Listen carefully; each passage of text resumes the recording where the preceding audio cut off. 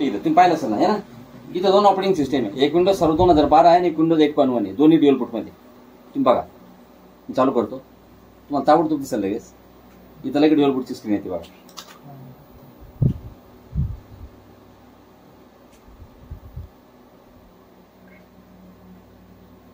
आलं का? हे बघा. आता ड्युअल बूट कसं टाकायचे तुम्हाला मी दाखवून दिलं लागेल का, मोठी गोष्ट नाही. तुम्ही स्वतः सुद्धा घरी टाकू शकता. ड्युअल बूट टाकणं म्हणजे काय राहतं, पहिले विंडोज 8.1 टाकली का पहिले जुनी वॉइस टाकावं लागते. मग 8.1 जुनी आहे, त्याच्यापेक्षा नवी सर्व 2012 आहे, त्याच्यापेक्षा नवी विंडोज 10 आहे, त्याच्यापेक्षा नवी विंडोज 11 आहे. मग तुम्हाला विंडोज 8 आणि 10 जर ड्युअल बूट मध्ये टाकायचं असेल तर पहिले 8 टाकावं लागेल तुम्हाला. 8 टाकायची. 8 टाकल्यानंतर त्याच्या ड्युअल बूट, मग 8 टाकली का दोन पार्टिशन पाहिजे तुमच्याकडे, सी आणि डी म्हणजे दोन पार्टिशन पाहिजे. एका पार्टिशनवर तुम्ही कोणती टाकली, विंडोज 8.1 ना, तुम्हाला 10 टाकायची तर डी वरती 10 टाकायची. काय करायचं, बुटेबल पेन ड्राईव्ह बूट करायचं, विंडोज 10च्या चालू करायचं आणि डी ड्राईव्ह जो आहे ना, आता सी वरती आपण 8 टाकले ना तर डी मध्ये 10 टाकायची, ऑटोमॅटिक ड्युअल बूट होऊन जातं. असं येतं नेक्स्ट टाइम. मग तुम्हाला 8 मध्ये जायचं का सर्व 2012 मध्ये जायचं, याला ड्युअल बूट म्हणतात. असं तुम्ही 14 ऑपरेटिंग सिस्टीम मल्टीबूट मध्ये टाकू शकता. लिनक्स पण टाकू शकता. लिनक्स पहिले तर विंडोज टाकावं लागते, पण लिनक्स जर ड्युअल बूट करायचं असेल ना, कारण की लिनक्सचा जो बूट लोडर असतो त्याला ग्रब म्हणतात. काय म्हणतात? ग्रब. तो ग्रब बूट लोडर जो असतो तो नंतर समजलं तुम्हाला. आणि हा पहिले विंडोज टाकावं लागते तुम्हाला. तर आपण आता एक काम करू, कोणत्या वॉइस मध्ये काय फरक पडत नाही आपल्याला, कोणत्या दोन्ही मधून कोणत्या वॉइस मध्ये जाऊन तुम्ही बीसीडी स्टोअर कॉन्फिगर करू शकता. ठीक आहे, बघा तुम्ही इथून बीसीडी स्टोअर कॉन्फिगर करू शकता, तिकडूनही करू शकता, असं काही नाही.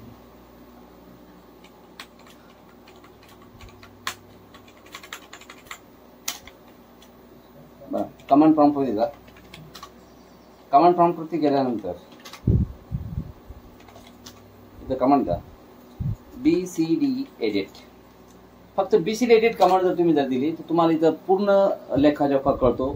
हे बघा, आयडेंटिफायर बूट मॅनेजर म्हणजे boot MGR, device partition device disk volume 1, description Windows boot manager आणि default operating system is equal to default. म्हणजे डिफॉल्ट ओएस कोणती आहे? डिफॉल्ट.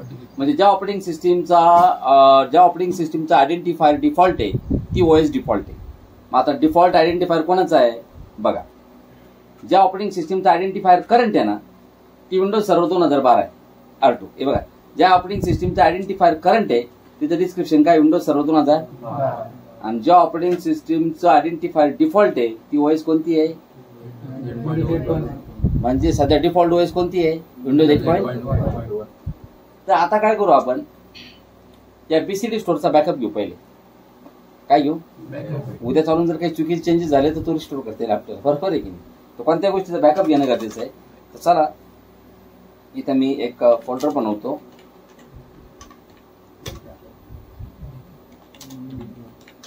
त्या फोल्डर मध्ये गेलो आणि मी तर कमांड दिली बीसीडी एडिट स्पेस. बघा, तुम्हाला जर ह्याबद्दल तुम्हाला स्विचेस माहीत नसेल तर तुम्ही स्विचेस माहीत करून घेऊ शकता. इथं बघा, इथं एक्सपोर्ट नावाची कमांड असेल बघा, आहे का. एक्सपोर्ट म्हणजे बॅकअप आणि इम्पोर्ट म्हणजे रिस्टोर. तर आपल्याला काय करायचं, एक्सपोर्ट करायचं. बॅकअप घेणं म्हणजे एक्सपोर्ट करणं. तुम्ही कमांड देतो बीसीडी एडिट स्पेस // एक्सपोर्ट. कुठे एक्सपोर्ट करायचं तुम्हाला, C:\\cap/ या फोल्डर मध्ये फाईल बनवायची आपल्याला. तिला मी नाव देतो फाईलला बीसीडी ऑपरेशन कम्प्लिटेड सक्सेसफुली. इथं dir कमांड द्या. बघा, dir कमांड दिल्यानंतर इथे बीसीडी बॅक नावाची फाईल तुमच्या समोर तुम्हाला दिसते. करेक्ट आहे, बीसीडी द्या. तर बीसीडी बॅक कमांड आपण म्हणजे बीसीडी स्टोअर काय केला तर बॅकअप घेतला. आता तुम्ही चेंजेस करा, आता चेंजेस करू शकता. आता मी काय करतो, सगळ्यात पहिले मला चेंज करायचं आहे इथं डिस्क्रिप्शन. काय चेंज करायचं आहे? डिस्क्रिप्शन. तर डिस्क्रिप्शन म्हणजे काय की समजा तुम्ही जर बघितलं असेल व्यवस्थितपणे तर ह्या ऑपरेटिंग सिस्टीमचं डिस्क्रिप्शन विंडोज 8.1 आहे. हां, आणि करंटवाला जो आयडेंटिफायर वाले म्हणजे करंट म्हणजे सर्व 2012 R2, त्याचं डिस्क्रिप्शन काय, सर्व 2012 R2 आहे. तर मला दोघांचं डिस्क्रिप्शन चेंज करायचं. ठीक आहे, तर मी कमांड देतो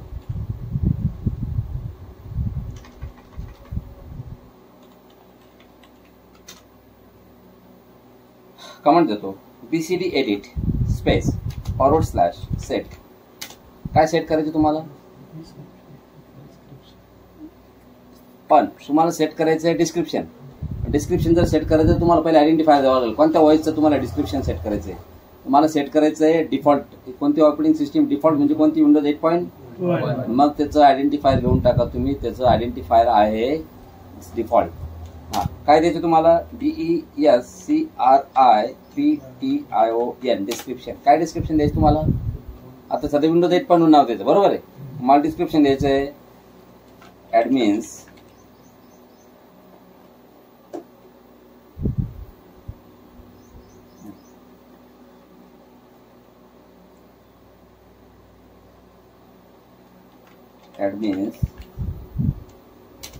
क्लायंट.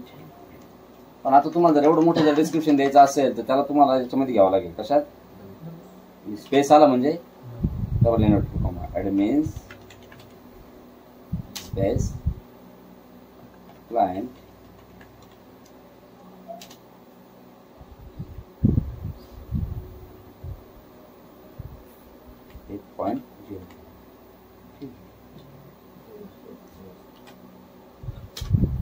Yes completed successful.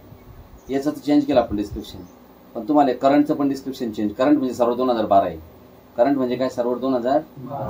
याचं पण डिस्क्रिप्शन तुम्हाला जर चेंज करायचं असेल तर तुम्ही याचं डिस्क्रिप्शन चेंज करू शकता.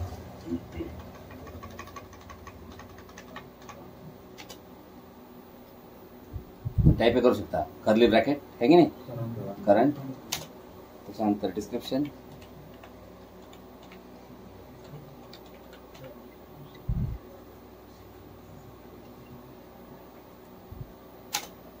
PG सर्व्हर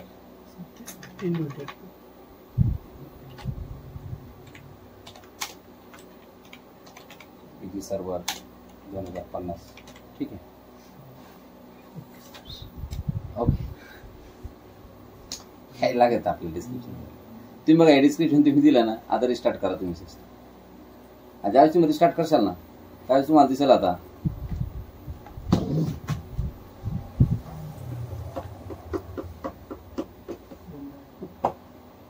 हे बघा ऍडमिन्स 8.0 PG सर्व्हर 2050 ऍडमिन्स क्लायंट 8.0. पहिले वेगळे नाव होते. विंडोज 8.1 होतं खाली नाव. आपण डिस्क्रिप्शन आपण चेंज केलं. ड्युअल बूट मध्ये तुम्हाला जर असं वाटतं डिस्क्रिप्शन चेंज करायचं तुम्ही डिस्क्रिप्शन चेंज करू शकता. हालांकी PG सर्व्हर 2050 काय PG सर्व्हर नाही झालं. ते 2012 आहे. ठीक आहे. फक्त आपण त्याचं डिस्क्रिप्शन चेंज केलं. आतमध्ये गेल्यानंतर ते काय हवी होतं बरोबर आहे. सर्व्हर 2012 राहणार. आपण फक्त सर्व्हर 2012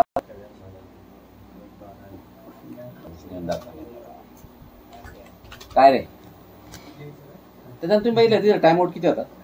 5 सेकंद होता. कारण बघा तुम्हाला दिसत बाय डिफॉल्ट टाइम आउट असतो 30 सेकंड. किती असतो? PCDEEIT. हे बघा इथं टाइम आउट दिलेलं आहे. ते लास्ट टाइम चेंज केलेलं आहे ह्या याच्यामध्ये. वरती तुम्हाला टाइम आउट दिसेल बघा. हा किती टाइम आउट आहे?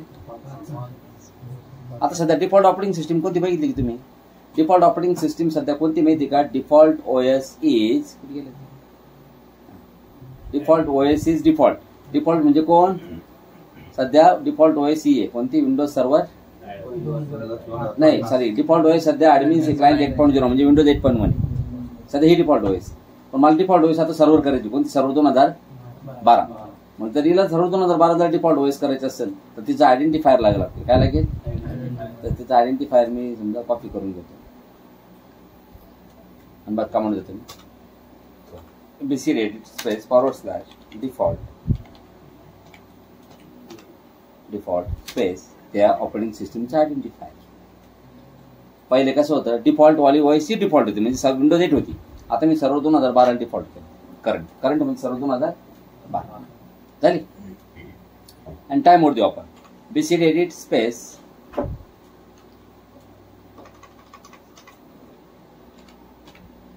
टाइम आउट आणि टाइम आउट देऊ आपण 10 सेकंद. किती त्याचे? बघा टाइम आउट 10 सेकंद दिला.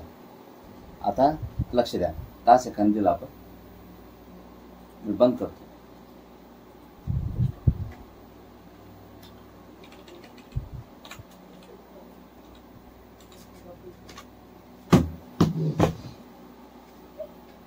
दहा सेकंद दिले ना. हे बघा आता पहिली डिफॉल्ट व्हॉइस कोणती माहिती का सर, मी पण रिस्टार्ट करतो. मी जर कशाला हात नाही लावला म्हणजे मी जर तिथे सिलेक्शन नाही केलं तर ऑटोमॅटिक ती 10 सेकंदामध्ये बघा 8 7 6 5 ऑटोमॅटिक बघा ती पीची सर्व 2050 मध्ये सर्व 2012 मध्ये बरोबर 3 2 1 0 सर्व 2012 मध्ये बुट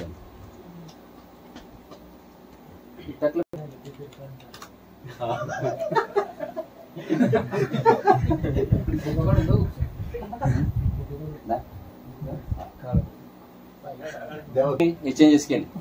पण तुम्हाला जर असं वाटतं की बुवा हे चेंजेस तुम्हाला जे केलेत हे चुकीचे आहे किंवा तुम्हाला हे चेंजेस नको आहे तर तुम्ही हे रिवर्ट पण करू शकता. आपण बॅकअप घेतलेलं आहे बरोबर. तुम्ही डायरेक्ट कमांड देऊ शकता ECD edit space /import space /cap आणि BCD बॅक नावाची फाईल वापस रिस्टोर केली. बघा ही फाईल रिस्टोर केली. आता आपलं बघा ती जसं तसं झालं सगळं. आता रिस्टार्ट करा. आता तुम्ही आपण मी जे चेंजेस केले होते ते सगळे चेंजेस आता काय झाले रिवर्ट झाले असं.